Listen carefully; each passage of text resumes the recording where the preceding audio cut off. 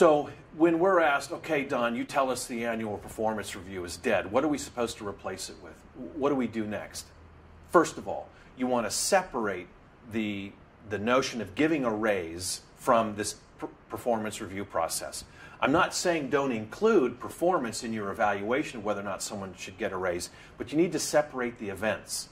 That's going to make the performance review process much safer for the employee, and you're going to get a much more honest level of engagement from the employee when they're not sitting on the precipice of whether or not I get a raise out of this. Secondly, we say need to do it monthly. Most managers scream and holler at that. I don't have time. Here's the best practice as we see it today. Employees need to have an action plan. Every employee in the organization should have their own action plan that they're acting on, that they're responsible for. That very act in itself increases an employee's sense of autonomy and empowerment, which increases engagement. So when they come in to meet with their manager, the manager just gets, the process takes 30 minutes. And I say, Don, how'd you do on your plan last month? And Don tells me how he thinks he did on his plan.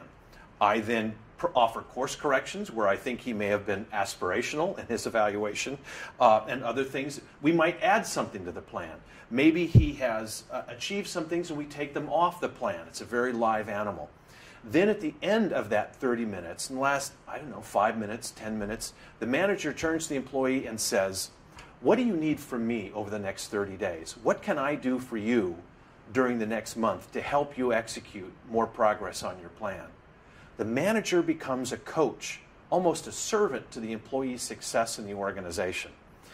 That sense of empowerment, autonomy for the employee, that more regular and honest and authentic feedback from management to the employee more frequently actually increases the credibility of the process.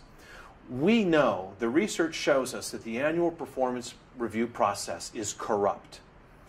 One example of that, if I hired you and I'm the person that does the annual review for you, we know that my review is going to be skewed 15, 20% more positively just because I hired you. It's not an objective process. We know that it is not. It's corrupt. It doesn't work. And it needs to be fixed and replaced with something that's more authentic, that is more helpful and real. Now, one last thing I would tell you, this isn't our issue, but labor lawyers will tell you that the annual performance review process is actually a form of legal malpractice to you. You hire an employee, you're very aspirational about them, and they get their first review, it's positive, the second review, it's positive, the third review, you're saying lots of opportunity for progress, but about the fifth year in, you figure out that this employee is not a good fit, and that fifth or sixth annual review is just devastating to them.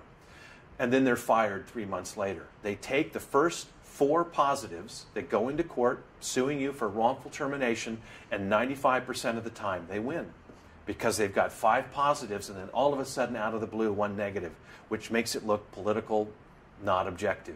It really isn't a good practice, and it needs to be replaced with something that's better.